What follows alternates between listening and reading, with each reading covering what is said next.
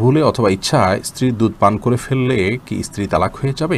সালাতের সময় হয়ে গেলে আজান শুরুর আগেই কি নামাজ আদায় করা যাবে? ভাত খাওয়ার সময় কি বাম হাতে গ্লাস ধরে পানি খাওয়া যাবে? নামাজের মধ্যে এক সূরা যদি দুইবার পড়ি তাহলে কি আমার নামাজ হবে? জুমার নামাজ পড়া সম্ভব না হলে কি আমি জোহরের নামাজ পড়তে পারবো? সবসময় কি মাথায় কাপড় দিতে হবে? নামাজরত অবস্থায় সিজদা যাওয়ার আগ মুহূর্তে সিজদার স্থানে ধুলা বালি ফু দিয়ে পরিষ্কার করা যাবে কি না? ওযু করার সময় আজান উত্তর দেওয়া যায় কি? বিবাহের সময় ছেলেরা কি হাতে মেহেদি আঙ্গুলে স্বর্ণ দিতে পারবে? গর্ভাবস্থায় সহবাস করা সম্পর্কে ইসলামে কোনো বিধিনিষেধ আছে কি না? কোনো ঘরে প্রাণীর ছবি থাকলে নামাজ হয় না, বিকল্প ব্যবস্থা না থাকলে কি করব? বাচ্চা হওয়ার আগেই তার নাম ঠিক করে রাখা যাবে কিনা? আমি মানত করেছিলাম সুস্থ হলে 500 টাকা দান করব, কিন্তু মনে নেই এতিমকে না মাদ্রাসা, এখন কি করব? কাফনের কাপড় নাকি দরদাম করে কেনা যায় না, কতটা শরীয়তসম্মত?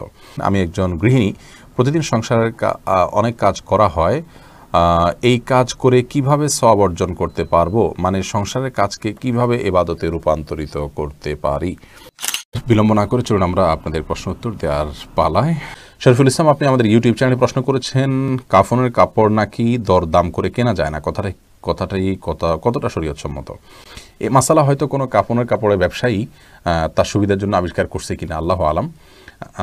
কারণ হলো এই ধরনের মাসআলা থাকলে তো কাফনের কাপড়ের বিক্রেতা যারা তারা লাল হয়ে যাবে, যে কোনো দাম চাইবে, আপনি দরদাম করতে পারবেন না।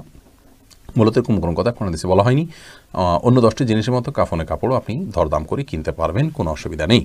এস এম রেজওয়ানুল খান, আপনি লিখেছেন উভয় পক্ষের বাবা মা বেঁচে না থাকলে বিবাহের নিয়ম তরিকা কি হবে? অভিভাবক হিসাবে বড় ভাই আছেন, বড় ভাই না থাকলে চাচা আছেন, পরবর্তী যে স্টেপের অভিভাবক আছেন সে সমস্ত অভিভাবকদের মাধ্যমে বিবাহের অ্যারেঞ্জ করবেন। এরপরে সুমাইয়া আক্তার সুমা, আপনি লিখেছেন কোনো ঘরে প্রাণীর ছবি থাকলে নামাজ হয় না, বিকল্প ব্যবস্থা না থাকলে কি করব? যদি বিকল্প ব্যবস্থা না থাকে তাহলে সেক্ষেত্রে প্রাণীর ছবিকে ডেকে নামাজ পড়বেন।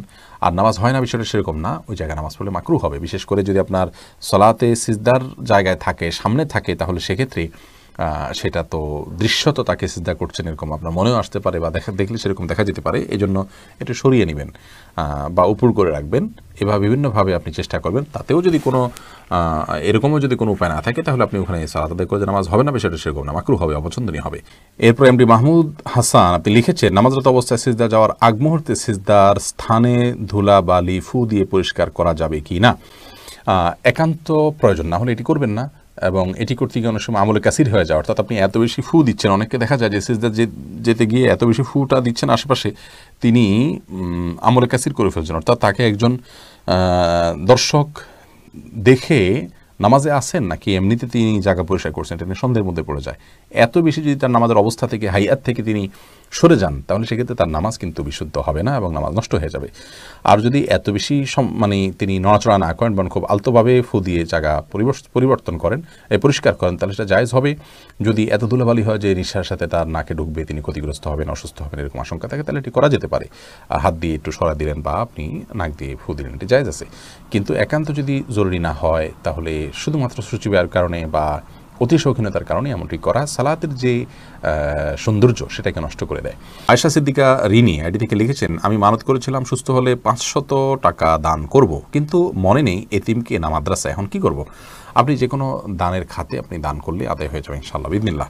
সিরাজুল ইসলাম আইডি থেকে আপনি লিখেছেন, বাচ্চা হওয়ার আগেই তার নাম ঠিক করে রাখা যাবে কিনা? যাবে, কোনো অসুবিধা নেই। বাচ্চা হওয়ার আগে থেকে ছেলে হোক মেয়ে হোক, ছেলে হওয়ার সম্ভাবনা বেশি হিসাবে ছেলের নাম, অথবা ছেলে মেয়ে দুইটা রেখে দিলেন, আগে থেকে ঠিক করে রাখলেন, কোনো অসুবিধা নেই। হাইবা খাতুন, আপনি ইউটিউব থেকে লিখেছেন, আমি একজন গৃহিণী, প্রতিদিন সংসারের অনেক কাজ করা হয়, এই কাজ করে কিভাবে সওয়াব অর্জন করতে পারবো? মানে সংসারের কাজকে কিভাবে ইবাদতে রূপান্তরিত করতে পারি?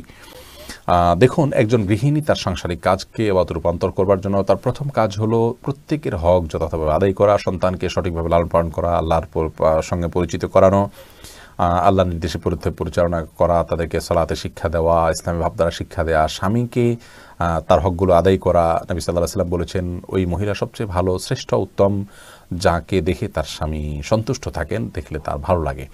এভাবে তিনি চলাফেরা করেন। অনেক হাদিসে আসছে, নবী সাল্লাল্লাহু আলাইহি ওয়াসাল্লাম বলেছেন, ইযা সাল্লাতিল মারআতু খামসাহা ওয়া সামাত শাহরাহা ওয়া আতাআত বা'লাহা ওয়া হাফিজাত ফারজাহা, যে মহিলা 5 ওয়াক্ত সালাত আদায় করেন এবং সিয়াম পালন করেন, তার স্বামীর আনুগত্য করেন, লজ্জাস্থান হেফাজত করেন, সে জান্নাতের যে কোনো দরজা দিয়ে প্রবেশ করতে পারবে।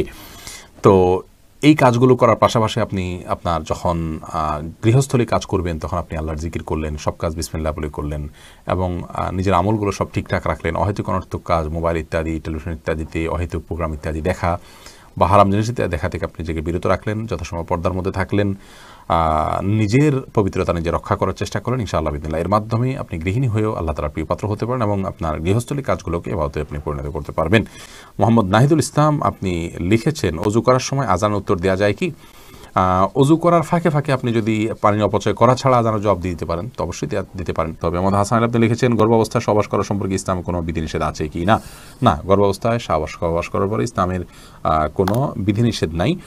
তবে আপনি এই অবস্থায় সহবাস করলে যদি বা গর্ভস্থ সন্তানের ক্ষতি হয় বা স্ত্রীর কষ্ট হয় বা ক্ষতি হয় তাহলে সেক্ষেত্রে সেটি করা উচিত হবে না। শিশির ভেজা ঘাস এই আইডি থেকে আপনি লিখেছেন, সবসময় কি মাথায় কাপড় দিতে হবে? না, সবসময় মাথায় কাপড় দিতে হবে বোন, এমনটি মোটেও আবশ্যক নয়। আপনি পরপুরুষের সামনে গেলে বা সে আপনাকে দেখে ফেলতে পারে এরকম হলে সেক্ষেত্রে মাথায় কাপড় না, শুধুমাত্র আপনি আপনার সৌন্দর্য ঢাকবেন, মাথার কাপড়কে আরও টেনে দিয়ে আপনার সৌন্দর্য এবং রূপ লাবণ্য এগুলোকে ঢেকে তার সামনে যাবেন। আর এর বাইরে আপনি আপনার বাসায় আপনার বাবা, ভাই, বোন বা আপনার মহিলারা, তারপর আপনার ছেলে, মাহরাম যারা আছেন তাদের সামনে আপনাকে মাথা সবসময় ঢেকে রাখতে হবে কাপড় দিয়ে, এমনটা আবশ্যক নয়। তবে হ্যাঁ, আপনি ফিতনার এই যুগে নিজেকে যথাসম্ভব সেফে রাখার জন্য আপনি অন্য পুরুষদের সামনে, অর্থাৎ বাসার মাহরম পুরুষদের সামনে, ধরুন শ্বশুর আছেন, আপনার বড় ভাই আছেন, বড় সন্তান, ছেলে সন্তান আছেন, তাদের সামনে মাথার কাপড় টাপড় দিয়ে থাকতে পারলে ভালো, কিন্তু মাথায় কাপড় দিয়ে রাখতে হবে সব সময়, এটা পর্দার নির্দেশ এরকমটি কিন্তু নয় নিজের পরিবারের সদস্যদের সামনে, অর্থাৎ মাহরামদের সামনে। জয়নাল মুন্সি আপনি লিখেছেন, বিবাহের সময় ছেলেরা কি হাতে মেহেদি, আঙ্গুলে স্বর্ণ দিতে পারবে? মেহেদি এটা নারীদের ভূষণ, নারীরা দিবে, বিশেষ করে হাতে পায়ে, চুলে বা দাড়িতে ছেলেরা দিতে পারে। নবী আলাইহিস সালাম এক নারীর হাত দিয়ে কিছু দিচ্ছিলেন, তো তার হাতে মেহেদি ছিল না। নবী আলাইহিস সালাম বলেছেন যে এটা কি পুরুষের না মহিলার হাত? বলা হলো মহিলার হাত। তখন তিনি বললেন যে মহিলার হাত কেমন যে মেহেদি নেই? তার মানে মহিলারা মেহেদি পড়তেন তখন, তাদের আদা ছিল এটি, কিন্তু পুরুষ সেটি করবে না, অর্থাৎ নারীর সাথে পুরুষ সাদৃশ্য গ্রহণ করা নিষেধ। আর তাছাড়া সাজগোজ এটি মূলত নারীদের জন্য, সাজগোজ বলতে এই জাতীয় অতিরিক্ত যে সাজগোজ আছে সেটি, আর পুরুষও পরিপাটি হয়ে থাকবেন সেটি তো অবশ্যই ভালো। শাহাদাত হোসেন আপনি লিখেছেন, জুমার নামাজ পড়া সম্ভব না হলে কি আমি জোহরের নামাজ পড়তে পারবো? জুমার নামাজ পড়া সম্ভব না হলে, মিস হয়ে গেলে তো অবশ্যই জোহর নামাজ পড়বেন। মোহাম্মদ হাসান আলী কিন্তু কেন মিস হলো? অবহেলার কারণে মিস হলো, সেটি গুনাহের কথা, সামনে থেকে সাবধান হতে হবে। মোহাম্মদ রহমান আপনি লিখেছেন, ভাত খাওয়ার সময় কি বাম হাতে গ্লাস ধরে পানি খাওয়া যাবে? যাবে, বিশেষ করে বাম হাতে পানি নিয়ে ডান হাতে ঠেক দিয়ে অনেকে খান, অর্থাৎ দুই হাত দিয়েই খেলেন আর কি, এটা জায়েজ আছে, কিন্তু উত্তম হলো আপনি সরাসরি ডান হাত দিয়ে পান করা।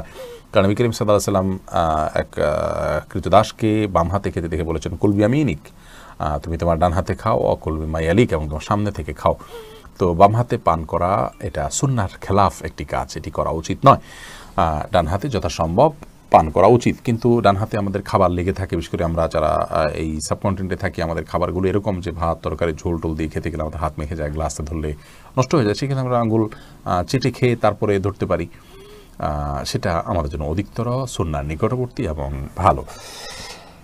কিন্তু যদি কেউ বাম হাতে খেয়ে ডান হাত দিয়ে ঠেক দেন তাহলে সেটাকেও আপনি আপনার ভুল বলবেন বা গুনাহ হয়েছে এরকম বলার কোনো সুযোগ নেই, সেটাও করা যেতে পারে। অনেক ওলামা ইকরাম সেই পরামর্শ দিয়ে থাকেন। মাহদি হাসান আপনি লিখেছেন, নামাজের মধ্যে এক সূরা যদি দুইবার পড়ি তাহলে কি আমার নামাজ হবে? কোনো অসুবিধা, নামাজ হয়ে যাবে। এক সূরা যে একাধিকবার পড়তে হবে, এক সূরা যে একবার বেশি পড়া যাবে না এমন কোনো বাধ্যবাধকতা নেই। আমরা সূরা তারাবির সালাতে যে পড়ি এক রাকাতে তো অনেক সূরাও পড়ি, তাই না? কোনো অসুবিধা নেই। জান্নাতুল ইমিন আপনি লিখেছেন, সালাতের সময় হয়ে গেলে আজান শুরুর আগেই কি নামাজ আদায় করা যাবে? সালাতের সময় হয়ে গেলে আজান শুরুর আগে আপনি সালাত আদায় করতে পারেন, কোনো অসুবিধা নেই। সালাতের সময় হওয়াটা হলো মূল। ইন্না সালাতা কানাত আলাল মুমিনিনা কিতাবাম মাওকুতা, সালাত নির্দিষ্ট সময় আদায় করাটাকে ফরজ করা হয়েছে। আজান হলে তারপরে জামাত হবে, আজান হলো ডাকার জন্য, কিন্তু তার আগে মা বোনরা তার জায়গায়, পুরুষরাও তার জায়গায় সালাত আদায় করতে পারবেন, কোনো অসুবিধা নেই। আরমান হুসাইন আপনি ইউটিউব চ্যানেল থেকে প্রশ্ন করেছেন, ভুলে অথবা ইচ্ছায় স্ত্রীর দুধ পান করে ফেললে কি স্ত্রী তালাক হয়ে যাবে? দেখুন, ভুলে বা ইচ্ছাকৃতভাবে যদি কোনো স্বামী তার স্ত্রীর দুধ পান করে ফেলে তাহলে তার কারণে তাদের বৈবাহিক সম্পর্ক নষ্ট হবে না, এটি বিশুদ্ধতর মত এবং এটি জমহুর উলামা ইকরামের মত। কেউ কেউ এর ব্যতিক্রম বলেছেন, কিন্তু সেটি আসলে গ্রহণযোগ্য নয়। অতএব স্বামী যদি স্ত্রীর স্তনে মুখ দিয়ে দুধ পান করে ফেলেন ভুলে, তাহলে তার কারণে সম্পর্ক, তাদের স্বামী স্ত্রীর সম্পর্ক নষ্ট হবে না। নবী করিম সাল্লাল্লাহু আলাইহি ওয়াসাল্লাম বলেছেন, ফাইন্নামার রাদাআতু মিনাল মাজাআহ, অন্য হাদিসে আসছে লা রাদাআ ইল্লা লা রাদাআ ইল্লা ফি সানাতাইন, আও কামা ক্বালা আলাইহিস সালাতু ওয়াস সালাম, 2 বছরের বাইরে গেলে যদি দুধ পান করানো হয়, সে দুধ পান করানোর ভিত্তিতে হারাম হওয়ার সম্পর্ক সাব্যস্ত হবে না।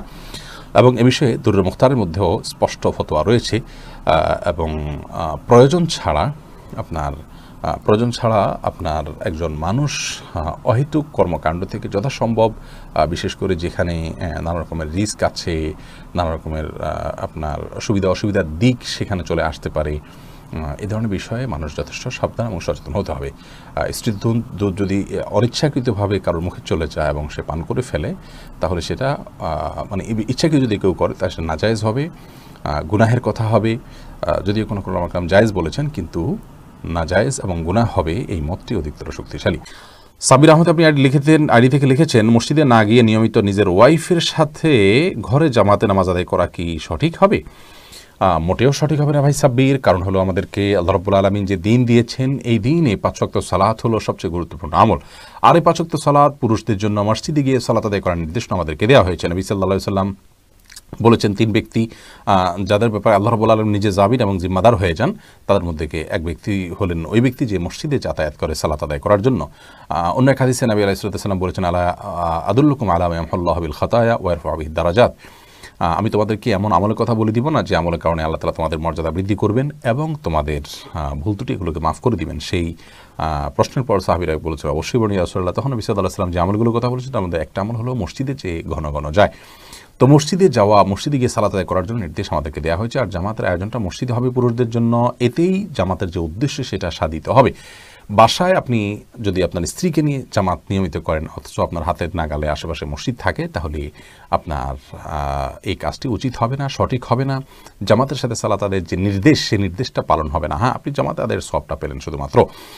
অবশ্য এ বিষয়ে রদ্দুল মুখতারের যে ফতোয়া রয়েছে, সেই ফতোয়া কিন্তু আমরা সামনে রাখি, তাহলে সেক্ষেত্রে দেখতে পাই যে যদি আপনার পরিবার পরিজনের সদস্য যারা আছেন তাদেরকে নিয়ে আপনি জামাতের আয়োজন করেন, ধরুন মসজিদ দূরে, আপনি আপনার বাসা বাড়িতে বা আপনার বিল্ডিংয়ে যারা আছে তাদেরকে নিয়ে আপনি সালাতের আয়োজন করলেন, জামাতের আয়োজন করলেন সবাইকে নিয়ে, তাহলে এটা মাকরুহ হবে না। কিন্তু সেক্ষেত্রেও মসজিদে জামাতের সাথে সালাত আদায় করাকে আফদল বলা হয়েছে রদ্দুল মুখতারে।